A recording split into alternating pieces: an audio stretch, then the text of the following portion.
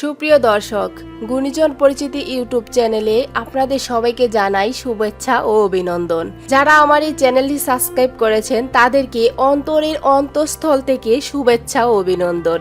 আর যারা আমার এই চ্যানেলটি এখনো সাবস্ক্রাইব করেননি তারা অবশ্যই আমার চ্যানেলটি সাবস্ক্রাইব করে দিবেন। আজকের ভিডিওতে আপনাদের জানানোর চেষ্টা করব কিংবদন্তি অভিনেতা মহানায়ক মান্নার মৃত্যুর কিছু তথ্য। আশা করি যারা এই মহানায়ক মান্নার ভক্ত তারা অবশ্যই আমার চ্যানেলটি সাবস্ক্রাইব করে একটি কমেন্ট করে যাবেন। 17 ফেব্রুয়ারি 2008 সালে না ফেরার দেশে চলে যান কিংবদন্তি অভিনেতা মহানায়ক মান্না। শেষবার মান্নাকে দেখতে লাখো ভক্তের দল। মান্না নেই এ সত্য মানতে রাজি নন কেউ। রূপালী পর্দার মানুষ মান্না ভক্তদের হৃদয়ে ছিলেন কিংবদন্তির মহিমায়। এ মহিমার অবসান মানতে পারেনি কেউ, তাই সবাই ছুটে গিয়েছিলেন সুখে বিহুল হয়ে, আহাজারি মাধ্যমে ব্যাকুল হয়ে। মান্না জনপ্রিয় ছিলেন, কিন্তু কতটা ছিলেন তা জানতেন না কেউই, জানতেন না মান্না নিজেও।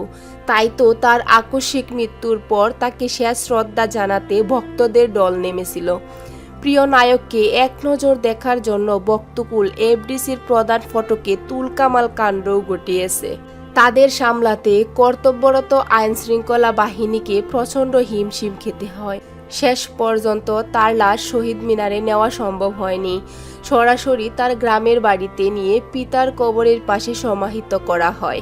মান্নাকে শেষ শ্রদ্ধা জানাতে তার বিশাল ভক্তকুল এফডিসির চারপাশকে যেভাবে জনসমুদ্রে পরিণত করেছিল তা চোখে না দেখলে বিশ্বাস করা কঠিন হতো সবার জন্য। এই জনসমুদ্র দেখার জন্য মান্নার মতো অবিশ্বাস্য জনপ্রিয় শিল্পীর আরও অনেক দিন বেঁচে থাকার প্রয়োজন ছিল, কিন্তু নিয়তির অমোঘ বিধান মান্নাকে সুন্দর পৃথিবী থেকে কেড়ে নিয়ে গেল অকালে, অসময়ে। মান্নার যা বয়স তাতে এমনভাবে তার চলে যাওয়ার কথা নয়। অবিশ্বাস্য এই সংবাদ বিশ্বাস না করে তার বিশাল ভক্ত বাহিনী ছুটে গেল এফডিসিতে, কেন্দ্রীয় শহীদ মিনারে। মান্নার মরদেহ এক নজর দেখবেন বলে তারা ভোর থেকে ভিড় জমান এফডিসির গেটে।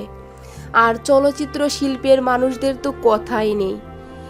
এফডিসির ভেতরে বাইরে লোকারণ্য। মানুষের ভিড়ের কারণে জানাজাও দুবার করে পড়ানো হয়। জানাজার পূর্ব মুহূর্তে মান্নার একমাত্র পুত্র সিয়াম ইলতিমাস তার পিতার জন্য সবার কাছে ক্ষমা চাইলেই অনেকেই চিৎকার করে কেঁদে ওঠেন।